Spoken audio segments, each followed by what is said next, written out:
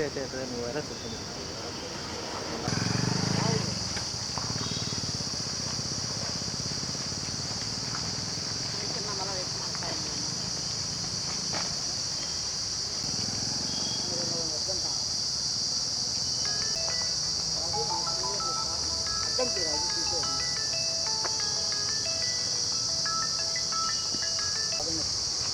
ఎప్పుడు ఉంది ఉర్దూకు 3 బోర్డులు ఎప్పుడు ఉంటాయి కదా కలెక్టర్ ఆఫీస్ మాత్రం లేదు. వానకు తడిసి కరిగిపోయింది ఇది. అక్షరాలన్నీ పోయినాయి, అన్ని అక్షరాలన్నీ పోయినాయి. దీన్ని లోపల పెట్టి భద్రపరచాలనేది కూడా లేకపోతే ఇంతకన్నా అవమానం ఏముంటుంది మనం.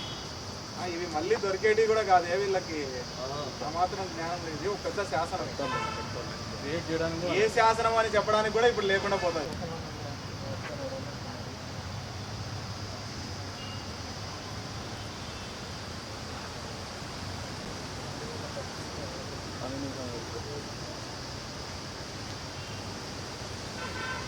ఎందుకంటే 60 దాటాలంటే పెద్ద ఆయనే కదా, 60 దాటుతానా దాటే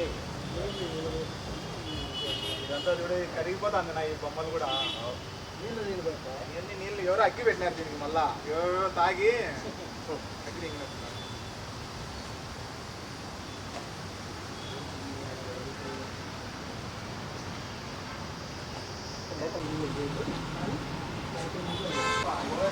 పట్టించుకునేవాడు లేకుండా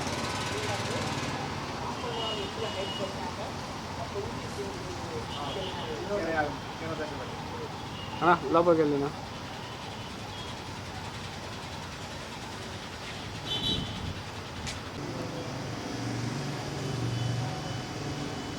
గ్రూప్ నుంచి వచ్చేవారు వాళ్ళు. ఆ సాధారణ అక్కడ వాళ్ళు ఉంచారు. ఇప్పుడు ఈయన వచ్చేసి వీరభద్రుడు అంటారు సార్. వీరభద్రుడు అంటే దక్ష యజ్ఞం నాశనం చేసేప్పుడు వీరభద్రుడు ప్రముఖంగా కదా, శివుడు జటాజటం నుంచి పుట్టిన వాడే వీరభద్రుడు సార్. అంటే యాక్చువల్గా ఈ బిల్డింగ్ పగల కొట్టేసి కొత్త బిల్డింగ్ చేసి 10 ఈ 42 చెప్పారు. సూర్యబాబు మనం సూర్యబాబు గారు నేను చెప్తే నువ్వు నమ్మేదానికి ఏంటంటే ఈ 2 లోటాస్ తామరపు లాంటివి ఉంటాయి సార్. ఆయన సింబల్స్ అది ఒక్కొక్క సార్. అది శాంక్షన్ ఢిల్లీ నుంచి శాంక్షన్ కావాలి సార్. శాంక్షన్ అయితే మనకు శాంక్షన్ అయినబట్టి ఈ బిల్డింగ్ పగల కొట్టేసి ఈ బిల్డింగ్ చేస్తూ కొత్త ఈ లోపల అన్ని పోయేటట్టున్నాయి. దానికోసమే సార్ ఇప్పుడు స్టాఫ్ కూడా లేదు కదా సార్. ఇవన్నీ ఇప్పుడు 10 మంది స్టాఫ్ ఉండేవాళ్ళు, 10 మంది ఉండేవాళ్ళు, 8 మంది ఉండేవాళ్ళు. అందులో నేను ఒక్కడే పర్మనెంట్ ఎంప్లాయీ, నేను ఒక్కటే మెయింటైన్ చేసుకుంటున్నాను సార్. 10 మంది లేదు. అంతా రిటైర్డ్ అయిపోవడము, వర్క్ చనిపోవడం, వర్క్ చనిపోవడం. ఈయన వచ్చేసి భైరవుడు. భైరవుడు అంటే కాలభైరవుడు తీసుకుంటాడు. ఇది సార్ ఈయనకు సింబల్స్ అవి.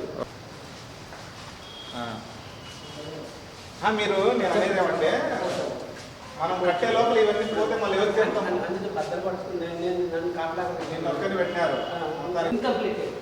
కంప్లీట్ కాదా పూర్తిగా. ఈ ఇక్కడ అది ఇన్కంప్లీట్గా వదిలేశారు. పురాతన ఆయుధాలు అవన్నీ ఎక్కడ ఉన్నాయి?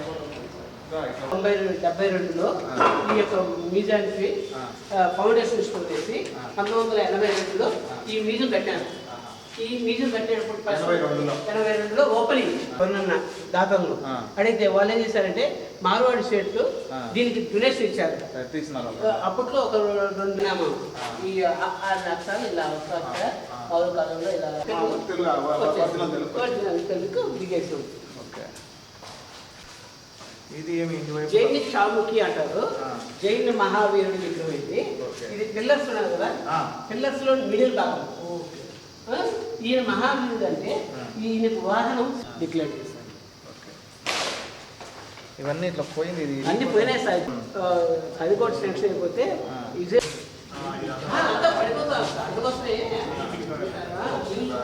దీంతో అంతా పడిపోయింది. ప్రజలు కూడా ఇప్పుడు అంత ఎక్కువ రావడం లేదు. ఎవరో సార్ ఇట్లా రావడం లేదు. నాకు అవుట్ సోర్స్ లో ముగ్గురు ఇచ్చారు. ఒక అతను రాత్రి పెట్టుకుంటే ఒక అతను పొగలు పెట్టి ఏం లేదు. అది అర్థం పడి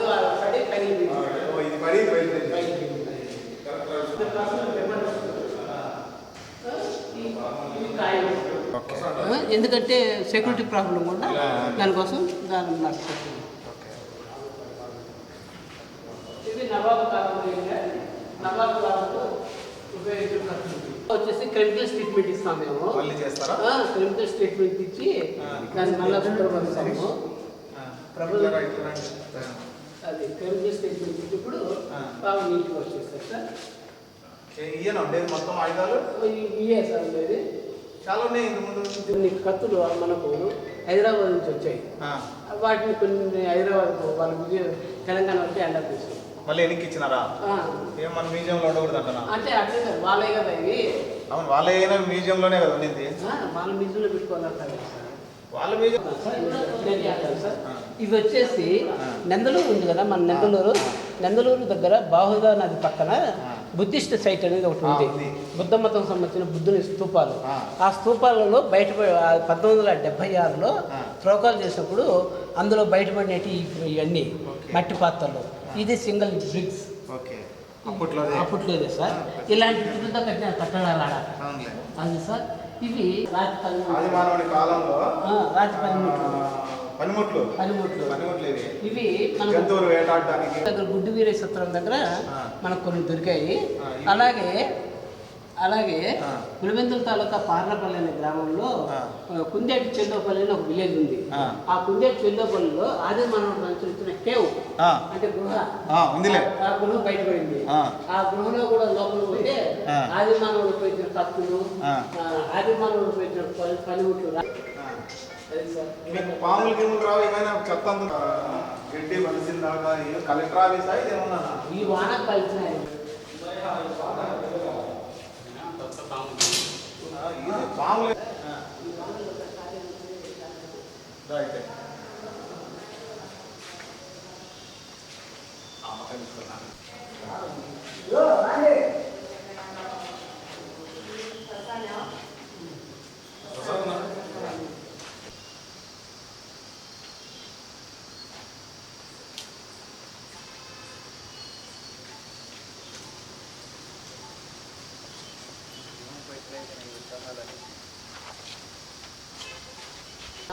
దానియేనా?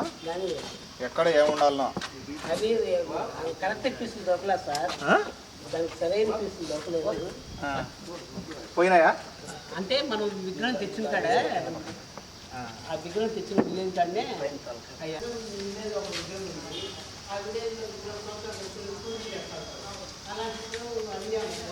అడిగాము. ఆ విలేజ్ అభ్యర్థి ఇప్పుడు నేను సంవత్సరాలు ఇయ్యాలి ఒక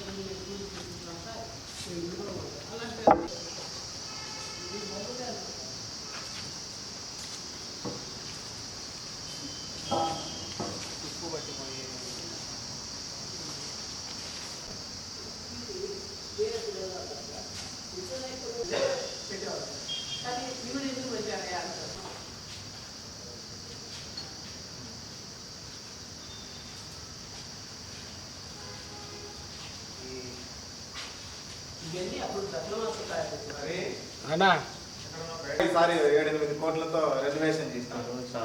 అవసరమైన ఖర్చు పెట్టినారు.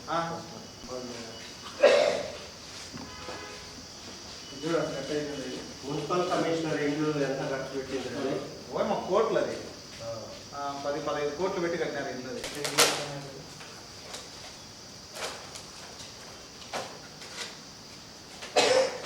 ఏమన్నా పోయి గబ్బు కొట్టాను.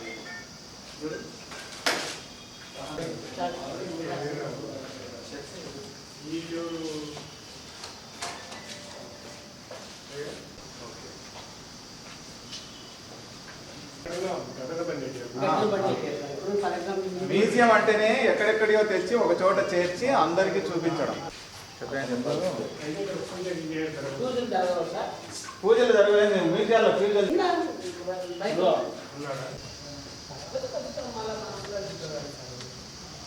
పూజలు తీసుకుంటే బాగుంటుంది.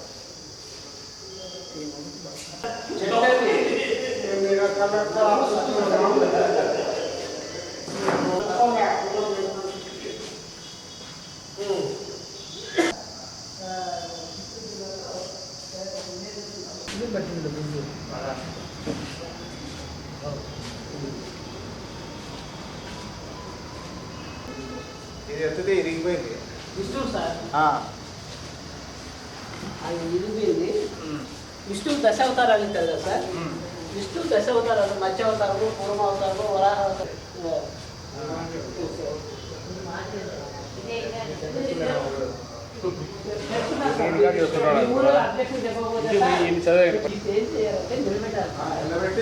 వచ్చేసి సార్ బుద్ధ పాదాలు. ఈ యొక్క బుద్ధ పాదాలు వచ్చేసి కాజీపేట దగ్గర ఆంజనేయ స్వామి కట్టాలన్నారు కదా, అక్కడి నుంచి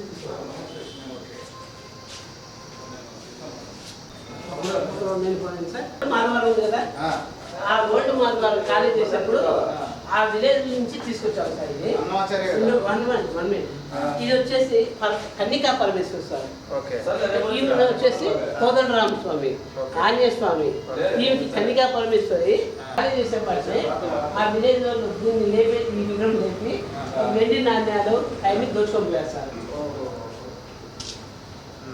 ఇది ఎట్లా పగలగొట్టారు సార్. ఇది చూడు ఎట్లా పగిలిపోయిందో. అది మంచి ట్యాక్స్ పెట్టేది కదా, అక్కడ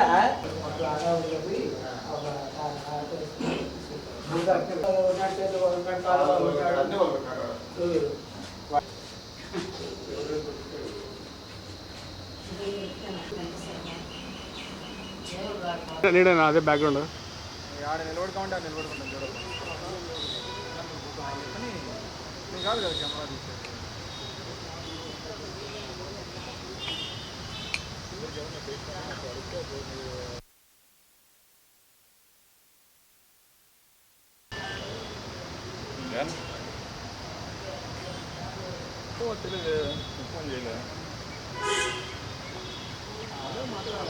అందుకోసం సార్ మామూలుగా ఏమిటి ప్రొటెక్షన్ కోసం నన్ను పెట్టాల్సింది.